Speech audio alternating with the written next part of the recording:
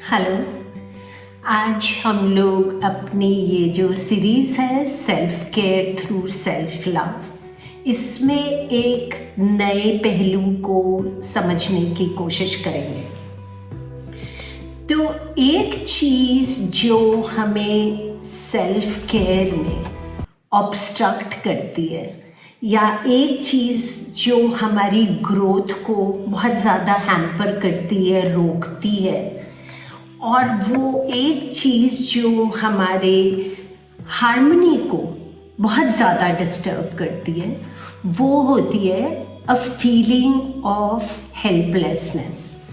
तो हमारी लाइफ में जब भी कोई चैलेंज आता है, कोई परेशानी आती है, कोई मुसीबत आती है, तो हम एकदम से ये सोचना शुरू कर देते हैं कि ये प्रॉब्लम मेरी ही लाइफ में क्यों आ रही है। वाई मी वाली चीज़ से शुरू होती है हेल्पलेसनेस की प्रॉब्लम।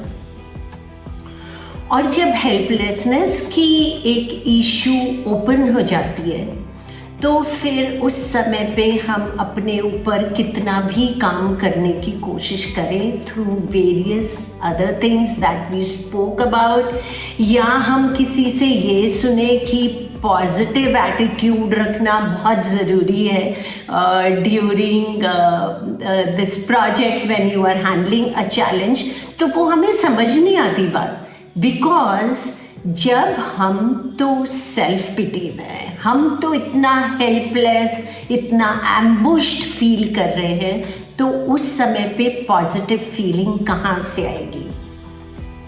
और हेल्पलेसनेस का ऑपोजिट होता है to feel empowered, to feel confident, to feel optimistic. So let us figure out today कि ये जो पूरा स्पेक्ट्रम है हेल्पलेसनेस से एम्पावर्ड तक का, हम अपने ऊपर किस तरह से काम कर सकते हैं ताकि हम ये पूरे पाथ को वॉक कर सकें, which is from helplessness and go towards the empowerment.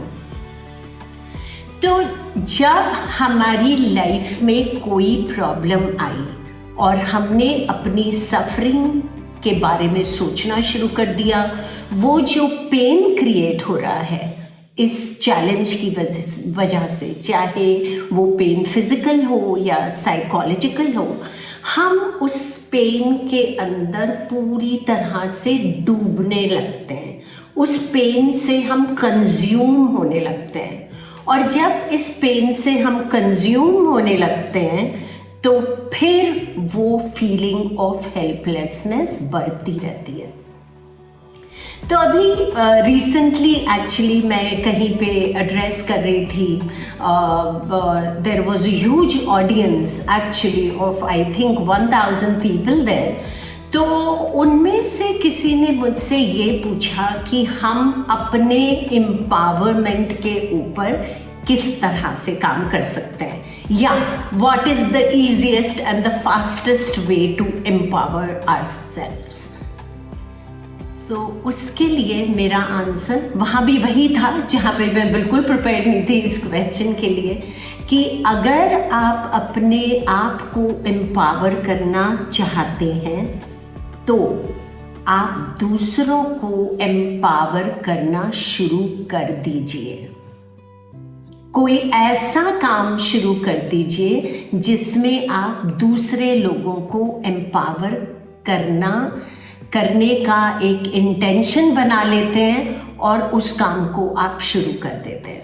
ये काम किस तरह से करता है आई विल टेल यू। जब तक हम अपनी सफरिंग में कंज्यूम्ड रहते हैं तब तक हमें बाहर से कुछ ना कुछ चाहिए होता है। We remain in the takers mode. तो टेकर्स मोड की प्रॉब्लम क्या है कि we are always craving, we want more. और ऐसा नहीं है कि जब आपकी लाइफ में चैलेंज है, सफरिंग है, तभी लोग टेकर्स मोड में रहते हैं।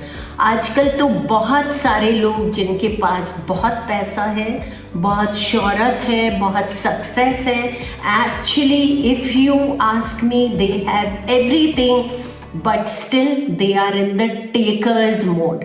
वो हमेशा हमें इससे ज़्यादा कैसे मिल जाए इसी मोड में रहते हैं।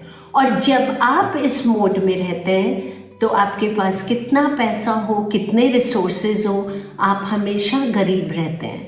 और जब आप हमेशा गरीब फील करते हैं तो नेचुरली हेल्पलेसनेस की फीलिंग आती ही है।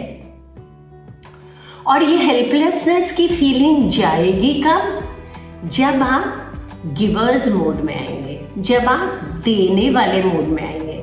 जब आप देने के मोड में आने लगते हैं तो फीलिंग क्या होती है? Feeling of openness, feeling of abundance, कि हाँ मैं इस लायक हूँ कि मैं किसी को कुछ दे पाता हूँ। तो ये जो फीलिंग ऑफ अबंडेंस है, दिस ब्रिंग्स एम्पावरमेंट टू अस।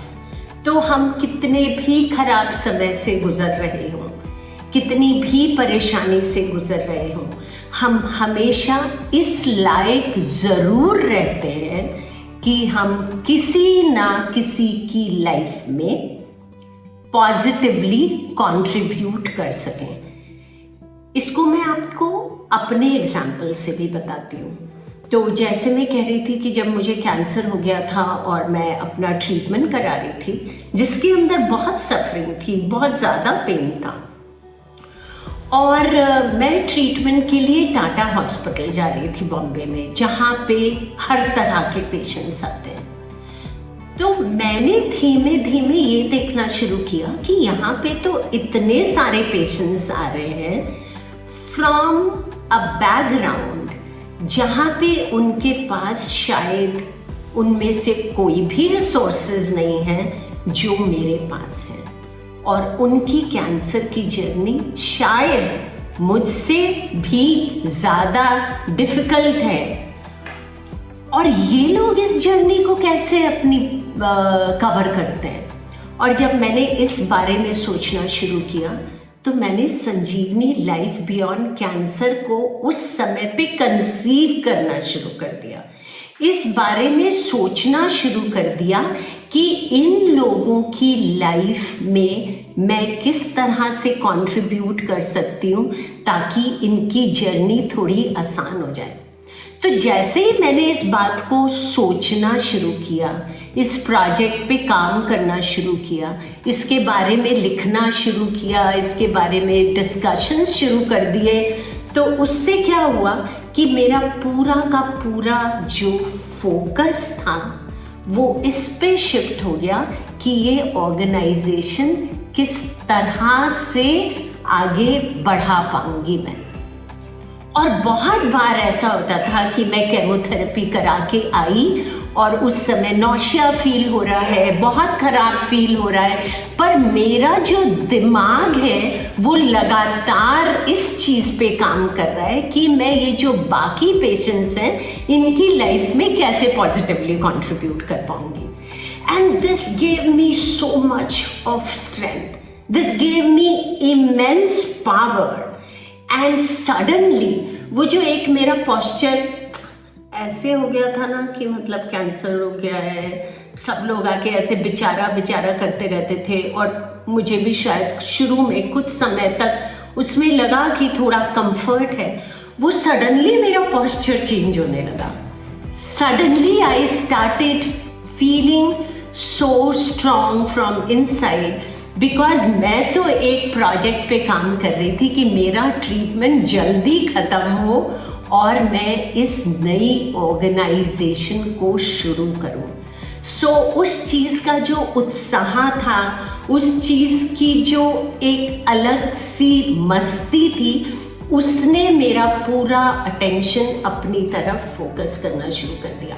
और उससे एक चीज़ ये भी हुई कि जो चीज़ें मुझे बड़ी मुश्किल लग रही थी ट्रीटमेंट में भी, और मुझे लगता था मैं इसको कराऊं नहीं कराऊं, कैसे करूं, तो ये लगने लगा कि कराऊं और उसको ख़त्म करूं, क्योंकि मुझे तो आगे बढ़ना है।